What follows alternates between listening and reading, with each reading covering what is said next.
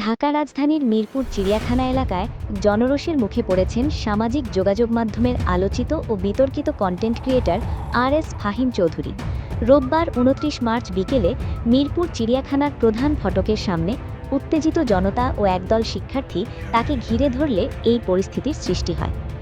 প্রত্যক্ষদর্শী সূত্রে জানা গেছে, রোববার বিকেলে আর.এস. ফাহিম চৌধুরী মিরপুর চিড়িয়াখানা এলাকায় উপস্থিত হলে স্থানীয় লোকজন ও সেখানে থাকা শিক্ষার্থীরা তাকে চিনে ফেলেন।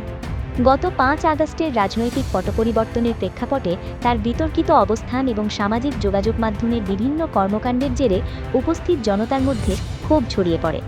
মুহূর্তের মধ্যেই একদল শিক্ষার্থী ও সাধারণ মানুষ তাকে চারপাশ থেকে ঘিরে ধরে স্লোগান দিতে শুরু করেন।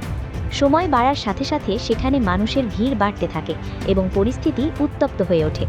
উপস্থিত জনতা তাকে আটকে রেখে জবাবদিহিতা দাবি করেন। এক পর্যায়ে পরিস্থিতি নিয়ন্ত্রণের বাইরে চলে যাওয়ার আশঙ্কা তৈরি হলে স্থানীয়রা পুলিশে খবর দেয়। খবর পেয়ে শাহ আলী থানা পুলিশের একটি দল দ্রুত ঘটনাস্থলে পৌঁছে উত্তেজিত জনতার হাত থেকে ফাহিম চৌধুরীকে উদ্ধার করে নিজেদের হেফাজতে নেয়।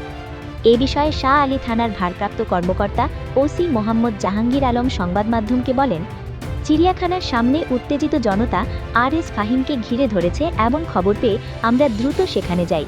মূলত তার নিরাপত্তার স্বার্থেই তাকে উদ্ধার করে থানায় নিয়ে আসা হয়েছে। বর্তমানে তিনি আমাদের হেফাজতে রয়েছেন। ওসি আরও জানান, ফাহিম চৌধুরীর বিরুদ্ধে আগের কোনো মামলা বা গ্রেপ্তারি পরোয়ানা আছে কিনা তা খতিয়ে দেখা হচ্ছে। তদন্ত সাপেক্ষে এবং ঊর্ধ্বতন কর্তৃপক্ষের নির্দেশনা অনুযায়ী তার বিরুদ্ধে পরবর্তী আইনগত ব্যবস্থা গ্রহণ করা হবে। উল্লেখ্য, আর.এস. ফাহিম চৌধুরী দীর্ঘদিন ধরেই তার জীবনধারা এবং বিভিন্ন সমসাময়িক ইস্যুতে সামাজিক যোগাযোগ মাধ্যমে কন্টেন্ট তৈরি করে আসছিলেন। তবে সাম্প্রতিক সময়ে তার কিছু অবস্থান ও কর্মকাণ্ড নিয়ে নেটিজেনদের একাংশের মধ্যে তীব্র সমালোচনা তৈরি হয়, যার বহিঃপ্রকাশ ঘটে রোববারের এই ঘটনায়।